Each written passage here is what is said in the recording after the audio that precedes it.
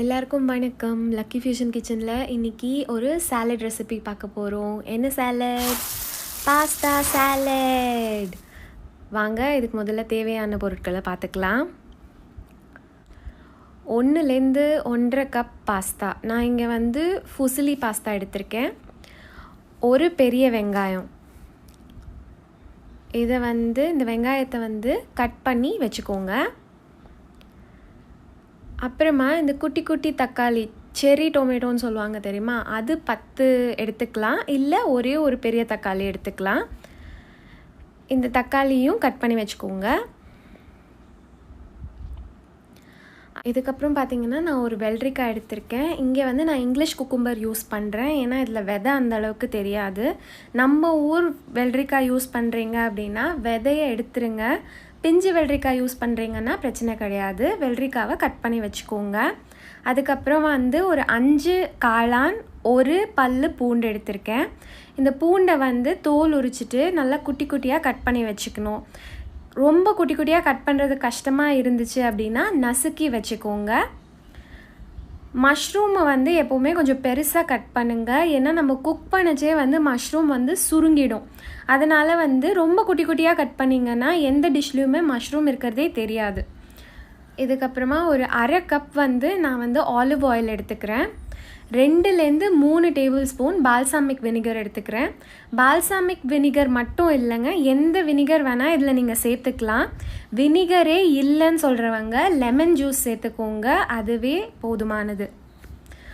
ஒரு 1/2 teaspoon salt, உப்பு. ஒரு 1/2 டீஸ்பூன் பெப்பர் பவுடர், மிளகுத்தூள். இப்போது இந்த எண்ணெய், வினிகர் இல்லை லெமன் ஜூஸ், உப்பு, மிளகுத்தூள் எல்லாத்தையும் ஒரு கப்பில் போட்டு நல்லா மிக்ஸ் பண்ணி வச்சுக்கோங்க. இதுதான் நம்ம சாலடோட ட்ரெஸ்ஸிங். சாலடோட ட்ரெஸ்ஸிங் தான் சாலடில் உப்பு, காரம் எல்லாமே. இப்போ இந்த ட்ரெஸ்ஸிங் ரெடி பண்ணி வச்சோம் இல்லையா, நம்ம கட் பண்ணி வச்சுருக்கிற வெங்காயத்தோட இந்த ட்ரெஸ்ஸிங்கை சேர்த்து ஒரு 15லேருந்து 20 நிமிஷம் ஊற வச்சிடலாம். இதனால் வெங்காயத்தோட பச்சை தன்மை போயிடும்.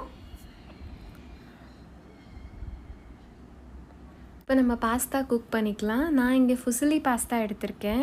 எந்த குட்டி பாஸ்தாவையும் நீங்கள் யூஸ் பண்ணலாம் இந்த சாலட்க்கு. மேக்கரோனி அந்த மாதிரி பாஸ்தா எதுவாக இருந்தாலும் யூஸ் பண்ணலாம். முதல்ல ஒரு பெரிய பாத்திரத்தில் 3/4 அளவுக்கு தண்ணி எடுத்துக்கோங்க.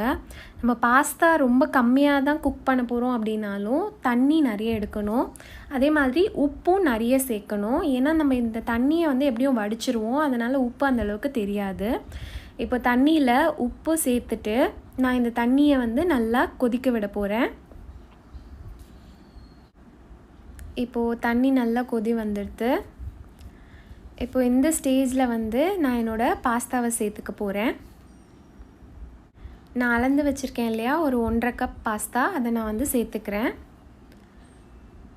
இப்போது இந்த பாஸ்தாவோட குக்கிங் டைம் நீங்கள் வாங்கின பாஸ்தா பேக்கெட்லேயே இருக்கும். அதில் போட்டிருக்கிறத விட ஒரு 2 நிமிஷம் எக்ஸ்ட்ராவாக குக் பண்ணுங்கள், அப்போ தான் கொஞ்சம் சாஃப்டாக இருக்கும். இல்லைனா ஒரு 3/4 வேக்காட்டில் இருக்கும், அது அந்த அளவுக்கு நமக்கெலாம் பிடிக்காது. அதனால் எண்டில் 11 நிமிஷம் போட்டிருக்கு, நான் ஒரு 13 நிமிஷம் அதை வேக வைக்க போகிறேன். இப்போ பாஸ்தா குக் ஆகிடுச்சு. ஃபஸ்ட்டு பாஸ்தாவை வடிச்சிட்டு அது மேலே ஒரு டம்ளர் இல்லை 2 tumbler room temperature water or cold water கொட்டிடுங்க. அப்போ தான் கட்டி கட்டாமல் இருக்கும். இப்போ அடுத்ததாக மஷ்ரூம்ஸ் குக் பண்ணிக்கலாம். ஒரு பேனில் கொஞ்சமாக ஆலிவ் ஆயில் போட்டுன்ட்டு முதல்ல கட் பண்ணி வச்சுருக்கிற பூண்டு போட்டுக்கலாம். இது நசுக்கி வச்சுருந்தீங்கன்னா அதை போட்டுக்கோங்க. அப்புறமா மஷ்ரூம்ஸ் சேர்த்துக்கிறேன். மஷ்ரூம்ஸ் சேர்த்துட்டு நல்லா வதக்கிக்கோங்க. இது மஷ்ரூம்ஸ் நல்லா சுருங்குற வரைக்கும் வதக்கணும். இப்போ பாருங்கள், நல்லா மஷ்ரூம் சுருங்கிடுது. இப்போது ஸ்டவ் ஆஃப் பண்ணிவிட்டு இப்போ சாலட் ப்ரிப்பேர் பண்ண ஆரம்பிக்கலாம். முதல்ல ஒரு பெரிய பாத்திரத்தில் நம்ம ஊற வச்சுருக்கிற வெங்காயத்தை சேர்த்துக்கலாம் அந்த ட்ரெஸ்ஸிங்கோட. எப்போவுமே சாலட் பெரிய பாத்திரத்தில் ப்ரிப்பேர் பண்ணுங்கள். அடுத்ததாக மஷ்ரூம்ஸ் சேர்த்துக்கிறேன், குக் பண்ண மஷ்ரூம்ஸ். அதுக்கப்புறம் நம்ம வெஜிடபிள்ஸ் எல்லாம் சேர்த்துக்கிறேன். தக்காளியும் வெள்ளரிக்காவையும் சேர்த்துக்கிறேன். இப்போது இதை நல்லா மிக்ஸ் பண்ணிக்கோங்க. இந்த சாலட் வந்து கோல்ட் சாலட் தான், அதனால் நீங்கள் ஆட் பண்ணுற எதுவுமே வந்து ஹாட்டாக இருக்கக்கூடாது. இப்போது பாஸ்தா சேர்த்துக்கிறேன். அதனால் நம்ம குக் பண்ணுவோம் இல்லையா, பாஸ்தா, மஷ்ரூம் அதெல்லாம் வந்து நல்லா ஆற வச்சுட்டு அதுக்கப்புறம் தான் ஆட் பண்ணணும். இந்த ஸ்டேஜில் நீங்கள் உப்பு செக் பண்ணிக்கோங்க. இந்த சாலடில் நம்ம காரம் எதுவும் ஆட் பண்ணலை, வேணும்னா சில்லி ஃப்ளேக்ஸ் நீங்கள் ஆட் பண்ணிக்கலாம்.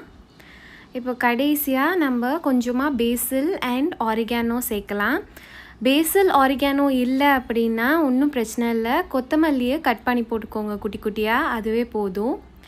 இப்போது பாஸ்தா சாலட் ரெடி.